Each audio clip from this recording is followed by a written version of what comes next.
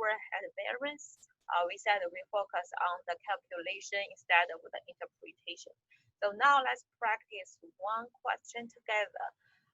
The way I work is I always put a formula there, and then we can put all the numbers later. So no matter what, I always put the actual, standard, and standard. And I always put this is the units, this is the quantity, and then this is the dollar amount. This is called the variable manufacturing overhead, rate variance, right? This is called as manufacturing overhead efficiency variance. So let's put all the numbers. You produced 4,000 tables last year. Standard variable manufacturing overhead rate used is $24 per machine hour. Okay, per machine hour.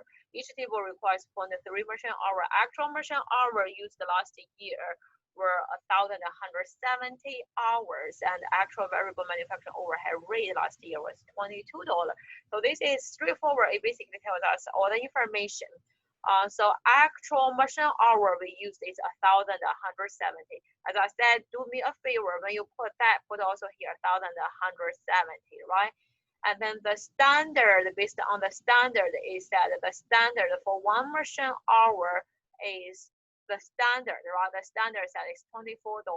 So we put $24 there, and then we also put $24 here, right? Then we just put different numbers. We said for the actual cost is $22. For the actual cost is $22. Before I do any calculation, I want to ask you, hey, you have a favorable or unfavorable rate variance? Your answer is favorable. Yeah. We thought it's $24, but actually we paid $22. So for one machine hour, we saved $2. And then we totally have 1,170 machine hours. So totally we saved $2,340. So we have $2,340 favorable as our variable manufacturing overhead rate variance.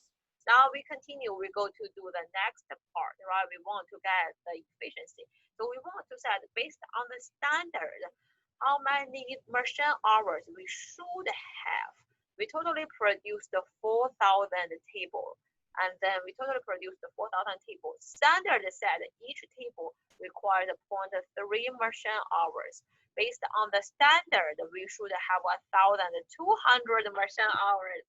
Actually, we only used 1,170 machine hours before we do any calculation. Tell me we have a favorable or unfavorable efficiency variance. We have a favorable. We are very efficient. We are very efficient.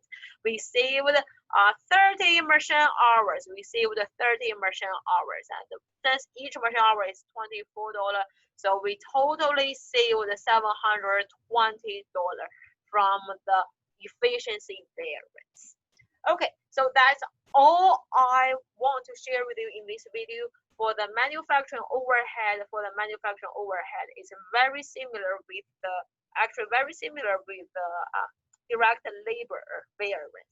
So focus on the calculation, read the interpretation a little bit just in case my account lab will ask you questions. Okay, then we are almost done. Next video, we will cover our fixed manufacturing overhead. And then I see you there. Thank you.